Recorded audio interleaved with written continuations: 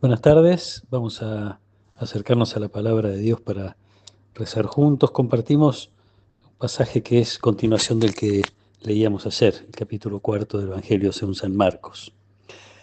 Un día al atardecer Jesús dijo a sus discípulos: crucemos a la otra orilla. Ellos, dejando a la multitud, lo llevaron en la barca, así como estaba. Había otras barcas junto a la suya. Entonces se desató un fuerte vendaval y las olas entraban en la barca que se iba llenando de agua. Jesús estaba en la popa durmiendo sobre el cabezal. Lo despertaron y le dijeron: Maestro, ¿no te importa que nos ahoguemos? Despertándose él, increpó al viento y dijo al mar: Silencio, cállate. El viento se aplacó y sobrevino una gran calma. Después les dijo: ¿Por qué tienen miedo? ¿Cómo no tienen fe? Entonces quedaron atemorizados y se decían unos a otros: ¿Quién es este que hasta el viento y el mar le obedecen? Palabra del Señor. Parece que las enseñanzas de Jesús, recordemos que había presentado la parábola del sembrador, la enseñanza sobre el reino, sobre la semilla que crece sola, la enseñanza sobre la pequeñez de los orígenes con la imagen del grano de mostaza y el desarrollo importante que se espera del reino, en definitiva. Bueno, parece que todo esto permite a los discípulos reconocerlo como un maestro, y así lo llaman en medio de esta dificultad. Maestro, que está durmiendo Jesús mientras se levanta este fuerte vendaval y empieza a entrar agua en la barca. Jesús los había invitado a dejar a la multitud, cruzar a la otra orilla.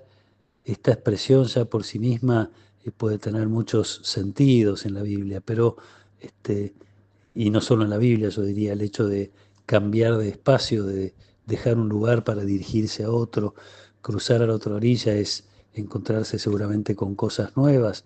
A lo mejor también para los discípulos un momento que aspirarían que fuera de reposo después de tantas idas y venidas con Jesús en medio de la multitud. Como sea, obedeciendo a la invitación de Jesús de cruzar a la otra orilla, se encuentran con esta dificultad, se encuentran con problemas. Ya sabemos que la barca ha representado siempre a la iglesia, o así lo ha interpretado la iglesia desde hace muchísimo tiempo.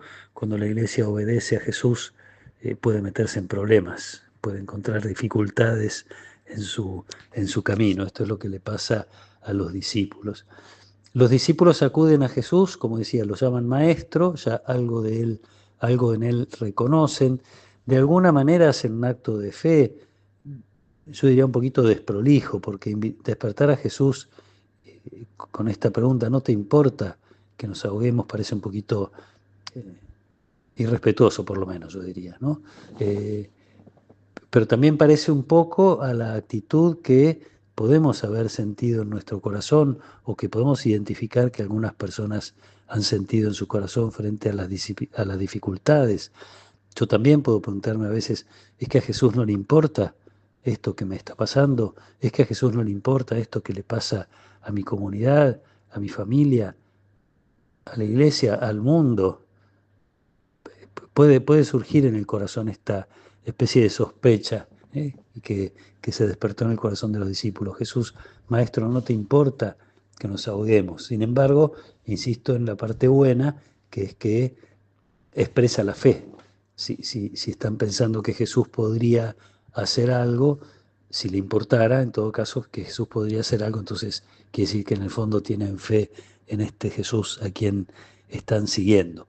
Me parece lindo ver cómo los discípulos tienen que ir creciendo en esa fe, como lo vamos haciendo nosotros, como veíamos que lo viene haciendo el reino, se va desarrollando, va creciendo, la semilla de a poquito va dando tallo. Quiero decir, también nosotros tenemos una fe de la que no podemos dudar, tenemos fe, por eso frecuentemente, todos los días, tratamos de acercarnos a la palabra de Dios, de tener momentos de oración y momentos de encuentro con Él. Y vuelvo a insistir en esto de la intimidad que los discípulos, de la que los discípulos gozan, que el Evangelio nos venía mencionando, y ahora también esta es otra oportunidad, están ellos con Jesús, su Maestro, en la barca, pero tienen que seguir aprendiendo y también nosotros. Crecimiento en la fe, que Jesús asocia a la confianza en este sentido. ¿Por qué tienen miedo? ¿Cómo no tienen fe?